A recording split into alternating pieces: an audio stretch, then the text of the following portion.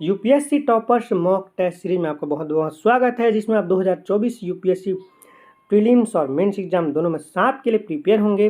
अगर आपने हमारे चैनल को अभी तक सब्सक्राइब नहीं किया है, जल्दी से सब्सक्राइब कर लीजिए। चलिए तो आज की मॉक टेस्ट हम स्टार्ट करते हैं। स्क्रीन पर देखिए, आपका सबसे पहला क्वेश्चन है, सर्पों के संदर्भ में निम्नलिखित कथनों पर विचार कीजिए।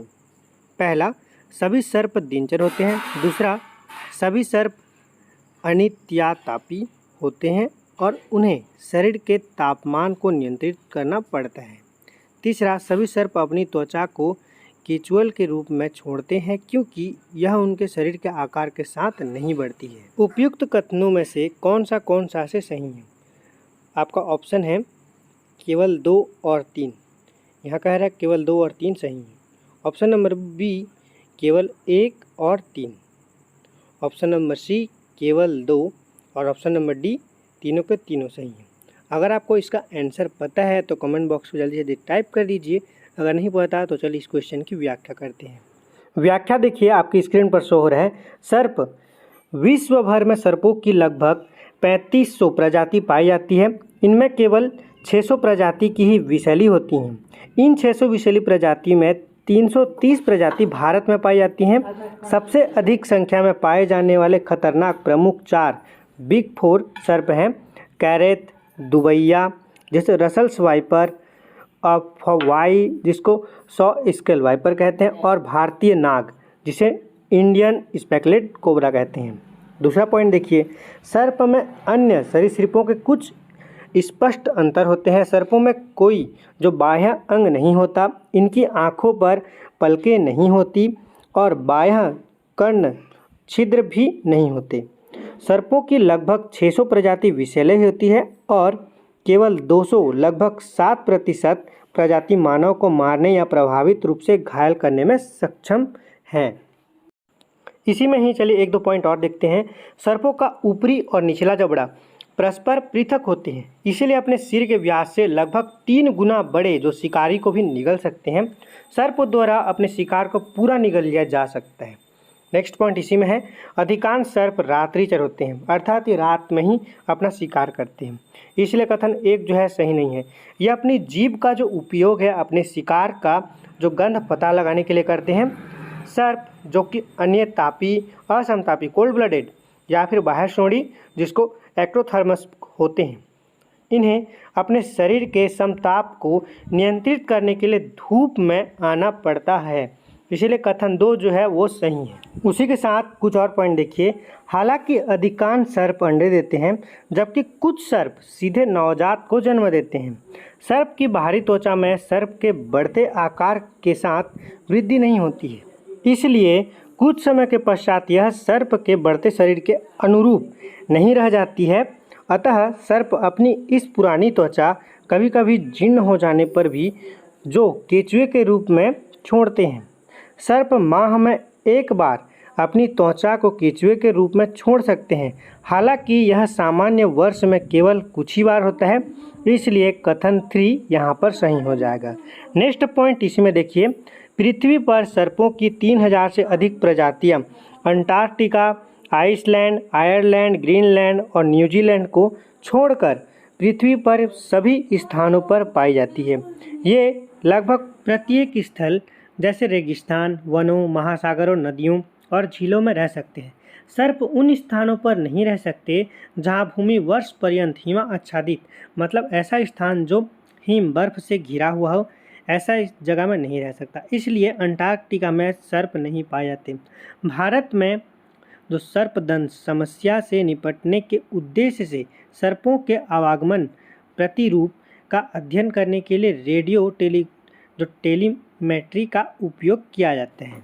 तो इस तरह हमारे इस क्वेश्चन का सही उत्तर हो जाएगा ऑप्शन नंबर ए, केवल 2 और 3।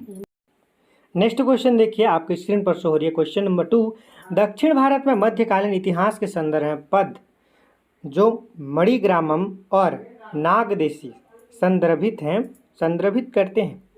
ए, ग्राम प्रधान को, बी, भक्ति संतों के संप्रदाय को, सी, व्यापार संघों को, डी, उपहार के रूप में दिए गए गांव को। अगर आपको इसका आंसर पता है तो जल्दी जल्दी कमेंट बॉक्स पे टाइप कर दीजिए। अगर कोई नए टॉपिक में आपको वीडियो चाहिए तो उसके लिए भी कमेंट बॉक्स पे टाइप कर दीजिए। तो चलिए इस जो क्वेश्चन का है व्याख्या करते हैं।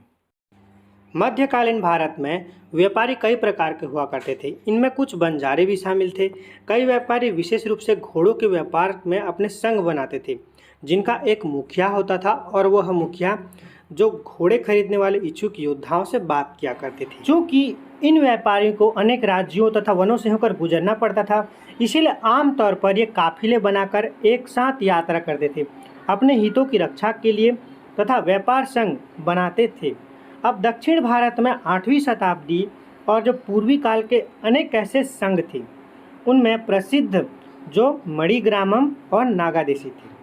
तो ये व्यापार संघ भारतीय प्रायद्वीप के भीतर और दक्षिण पूर्व एशियाओं तथा चीन के साथ साथ भी दूर दूर तक व्यापार क्या करते थे, दूर दूर तक फैले थे। इसीलिए यहाँ पर विकल्प सी जो है सही हो जाएगा। चलिए अब देखते हैं नेक्स्ट क्वेश्चन। अगर आपको वीडियो अच्छी लग रही होगी तो नेक्स्ट क्वेश्चन से पहले हमारे वीडियो को एक लाइक कर दीजिए, जिससे हमसे ऐसी वीडियो बनाने के लिए मोटिवेशन मिलती रहेगी। तो चलिए देखते हैं नेक्स्ट क्वेश्चन। स्क्रीन पर देखिए आपका क्वेश्चन नंबर 3 है, सी राजगोपालाचारी फॉर्मूला के संदर्भ में निम्नलिखित कथनों में से कौन सा से सही है। आपका कथन 1 है, मुस्लिम बहुमूल क्षेत्र में स्वनिर्णय के अधिकार का प्रयोग करने की सिफारिश की। दूसरा, इसके तहत मुस्लिम लीग को भारत की स्वतंत्रता संबंधी कांग्रेस की मांग का समर्थन करना था। तीसरा कथन है, इस फॉर्मूले को गांधी का समर्थन प्राप्त था। नीचे दिए गए कूट का प्रयोग कर सही उत्तर चुनिए। केवल 1 और 2, बी 1, 2 और 3, सी केवल 3, डी केवल 1 और 3। अगर आपको इसका आंसर पता है तो जल्दी जल्दी कमेंट कीजिए। अगर आपको इसका आंसर नहीं पता तो चलिए इस क्वेश्चन की व्याख्या करते हैं। 1940 के दशक के दौर जारी संवैधानिक गतिरोध को दूर करने के लिए कई प्रयास किए जा रहे थे। इस गतिरोध के लिए उत्तरदायी प्रमुख कारण जिन्ना की वह इच्छा थी जिसमें वे चाहते थे कि कांग्रेस उनके द्विराष्ट्र सिद्धांत को स्वीकार करे। इस अवधि के दौर पर व्यक्तिगत स्तर पर भी संवैधानिक जो प्रस्ताव जो पेश करने का प्रयास किया गया था। एक अनुभवी वरिष्ठ कांग्रेस नेता सी गोपालाचारी ने कांग्रेस लीग के मध्य सहयोग बढ़ाने हेतु एक फार्मूला प्रस्तुत किया। यह फार्मूला पाकिस्तान को लेकर लीग की मांग की मौन जो अप्रत्यक्ष स्वीकृति थी।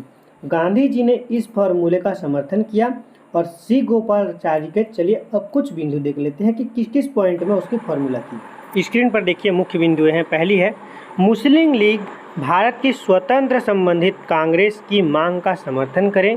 दूसरी पॉइंट है, केंद्र के अस्थायी सरकार के गठन संबंधी कार्य में मुस्लिम लीग कांग्रेस की सहायता करे। तीसरा है, युद्ध की समाप्ति के पश्चात एक कमीशन उत्तर पूर्वी तथा उत्तर पश्चिमी भारत में उन क्षेत्रों को निर्धारित करे जहां मुसलमान स्पष्ट बहुमत हैं। इन क्षेत्रों में जनमत सर्वेक्षण कराया जाए एवं उसके आधार पर यह निर्धारित किया जाए कि वे भारत से पृथक होना चाहते हैं या नहीं। तो उसके बाद चौथा देखिए, विभाजन की स्वीकृति की स्थिति में रक्षा, वाणिज्य, संचार आदि को सुरक्षित करने हेतु दोनों के मध्य कोई संयुक्त समझौता किया जाए। इसलिए सभी कथन सही हैं और यहाँ पर हमारा ऑप्शन नंबर बी 1, 2, 3 सही हो जाएगा। चलिए देखते हैं नेक्स्ट क्वेश्चन। स्क्रीन पर देखिए आपका क्वेश्चन नंबर 4 है, भारत में उच्च न्यायालय के कार्यालय के संदर्भ में निम्नलिखित कथनों को विचार कीजिए। पहला कथन देखिए, उच्च न्यायालय की अधिकारिता का विस्तार करने की शक्ति संसद में निहित है। कथन दूसरा देखिए, उच्च न्यायालय के न्यायाधीशों से संबंधित राज्यों के राज्यपाल द्वारा नियुक्त किया जाता है। कथन तीसरा है, उच्च न्यायालय द्वारा दो राज्य के मध्य किसी विवाद का निपटारा किया जा सकता है। उपयुक्त कथनों में से कौन सा से सही है?